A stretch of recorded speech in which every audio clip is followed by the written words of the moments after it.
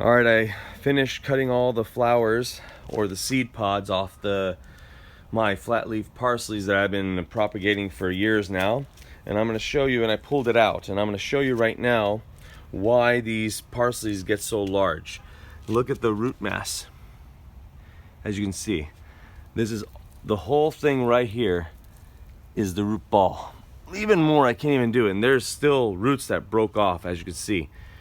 Like this broke off right here, and this is already 2.5 feet long. Some of the parsleys that I've grown in the past and I've recorded and uploaded on the channel have gotten almost 5 feet long, the roots themselves.